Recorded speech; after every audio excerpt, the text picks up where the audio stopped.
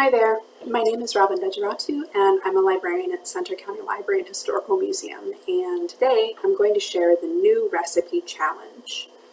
So this one's pretty straightforward, but it will require some planning in advance. So I'd like to challenge you to find a new to you recipe at the library or using library resources and make it at home. If you don't normally help grocery shop at your house, make sure you talk to whomever does so that you can work together to try something new. So the first thing you'll want to do is obviously pick a recipe. So think about things that you really like to eat or what you've cooked before. Do you like to make salads or frost cakes? Do you like to help out at the grill? Or are you new to cooking and baking? So after you start thinking about what you'd like to make, you can start searching. So if you're new to cooking or baking, you might want to search for easy recipes. If you're interested in trying something totally new, look for a recipe that is different from what you might normally eat. There are a lot of great recipes out there that you might not normally try. Maybe international dishes like Irish or Indian food, or that are part of a different dietary pattern like vegetarian, vegan, or paleo dishes. So once you've decided what kind of dish you'd like to cook, you want to start searching for that recipe.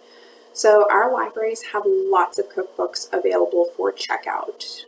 Using our website, you can type something that interests you into that main search bar, something like cakes, and use the filters on the left side to limit your search to cookbooks. You might even want to check out a few and find something that you like. If you prefer not to do that, you can also use the Power Library, which is a suite of databases, to search for recipes online. There's a tool called there's a database called General OneFile that is popular for searching for recipes. And I will include a guide for searching General OneFile for recipes on the activities download for this particular program. Of course, General OneFile is not the only Power Library database that you can find recipes in.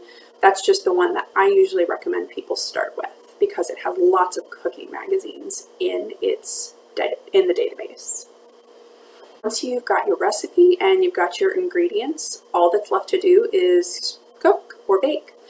If you normally cook and bake, have at it. If you are relatively new to cooking or baking, you might want to ask the person in your household who usually does that to kind of be on standby to help you if you need it. So prepare your recipe, and when it's finished, before you dig in, make sure you take a photograph, whether on your smartphone or a camera or whatever. And after that, enjoy the fruits of your labor. You can share your photo along with the name of your recipe and what book or magazine you found it in with us on social media if you use social media. The library is on Facebook, Instagram, and Twitter.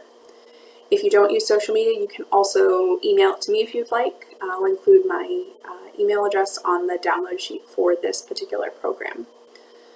Finally, make sure you take a minute and log into Book Points and claim the Virtual Learner badge in the Reader dashboard by clicking Claim under Attend a Library Program Virtually.